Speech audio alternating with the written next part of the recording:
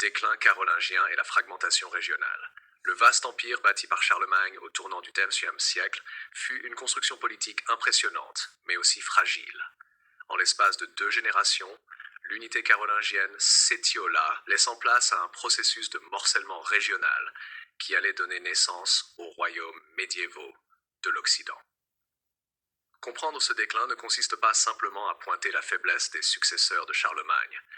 Il faut aussi analyser les mécanismes institutionnels, les rivalités dynastiques, les pressions extérieures et les mutations sociales qui, ensemble, conduisirent à la dissolution d'un empire dont l'ambition avait été de recréer une nouvelle Rome chrétienne. Nash 1. La grandeur éphémère de l'empire carolingien. Lorsque Charlemagne fut couronné empereur par le pape Léon III en 800, l'Europe occidentale assista à la renaissance de l'idée impériale. L'empire carolingien englobait alors la majeure partie de la France actuelle. L'Allemagne, la Belgique, les Pays-Bas, la Suisse, l'Italie du Nord et une partie de l'Europe centrale. Le souverain s'efforça de donner une cohésion politique et religieuse à cet ensemble hétérogène.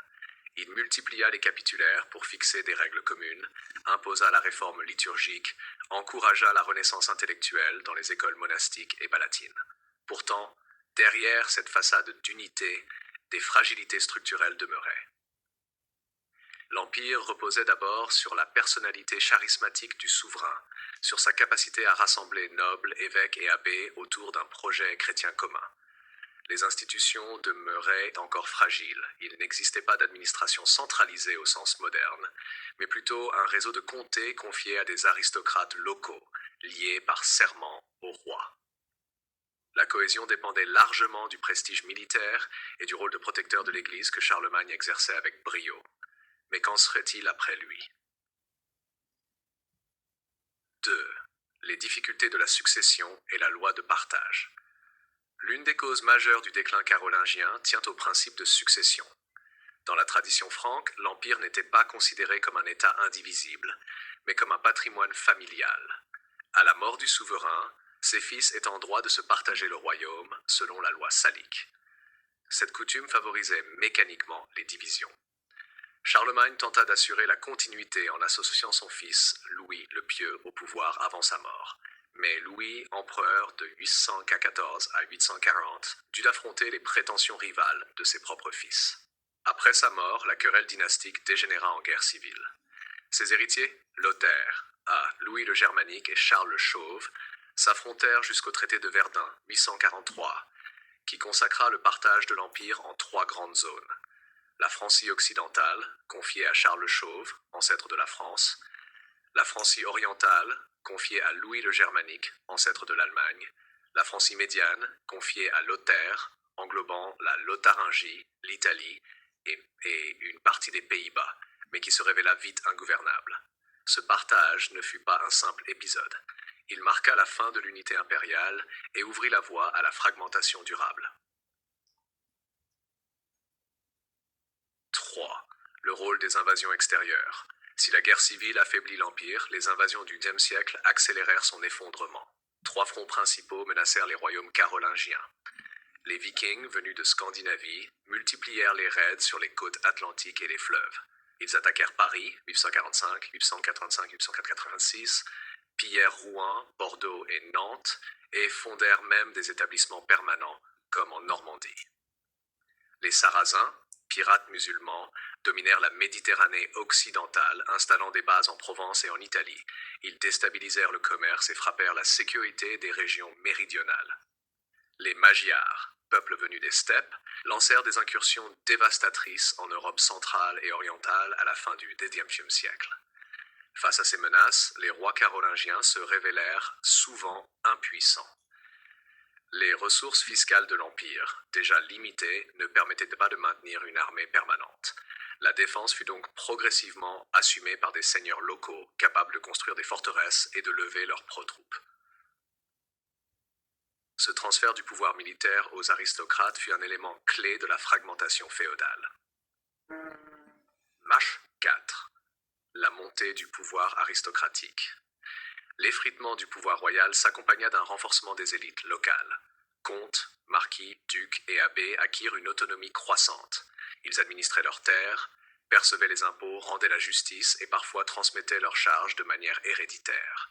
La dynastie carolingienne, en quête de soutien, distribua des bénéfices, fiefs, honneurs, qui renforcèrent encore la puissance des grands. Dans ce contexte, la figure du roi perdit de son autorité. Dépendant de l'aristocratie pour lever des armées ou gouverner, il devint un arbitre plus qu'un chef incontesté. Les assemblées de grands seigneurs jouèrent un rôle déterminant dans les décisions politiques, au détriment du pouvoir monarchique. Le développement du système féodal. La combinaison des faiblesses royales, des invasions et de la montée des aristocraties favorisa l'émergence du système féodal. La société se structura autour des liens de vassalité. Un seigneur offrait protection et terre à un vassal en échange de fidélité et de services militaires. Ce réseau de relations personnelles se substitua progressivement à l'autorité publique. Les châteaux forts se multiplièrent, symbole de la nouvelle autonomie locale. Ainsi, la fragmentation carolingienne ne fut pas seulement politique, mais aussi sociale. L'unité impériale fit place à une mosaïque de seigneuries où le pouvoir se définissait par la possession de la terre et par les relations de fidélité. La notion même d'État s'effaça derrière la réalité féodale. Axe 6. Le rôle de l'Église. L'Église, pilier du projet carolingien, connut elle aussi un repositionnement. Si Charlemagne et Louis le Pieux avaient voulu encadrer étroitement le clergé, la multiplication des guerres civiles et des invasions conduisit de nombreux monastères et évêchés à chercher la protection des seigneurs locaux. Les grandes abbayes, comme Cluny au XVe siècle, affirmèrent une autonomie spirituelle et institutionnelle. L'autorité papale, longtemps dépendante des Carolingiens, s'émancipa progressivement, surtout face à l'incapacité des rois à défendre Rome contre les incursions étrangères. 7. La dissolution dynastique. Après Verdun, la dynastie carolingienne conserva encore le pouvoir dans certaines régions, mais de manière affaiblie. La Francie médiane se disloqua rapidement. La Lotharingie passa tantôt sous influence occidentale, tantôt orientale. En Francie occidentale, l'autorité de Charles le Chauve fut contestée par les comtes locaux et au XIIe siècle, la dynastie des Capétiens finit par supplanter les Carolingiens. En Francie orientale, la lignée carolingienne s'éteignit en 911, ouvrant la voie à l'émergence de dynasties saxonnes puis franconiennes, qui allaient constituer le Saint-Empire romain germanique.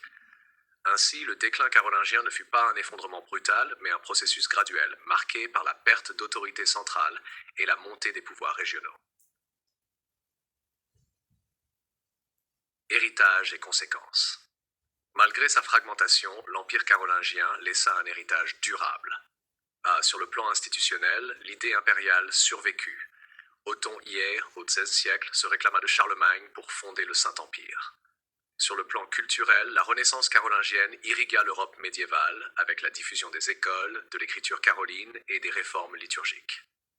Sur le plan politique, la partition de Verdun posa les bases des futures nations européennes, en particulier de la France et de l'Allemagne. Le déclin carolingien fut donc autant une fin qu'un commencement, la fin d'un rêve d'unité impériale, mais aussi le laboratoire où naquit l'Europe féodale.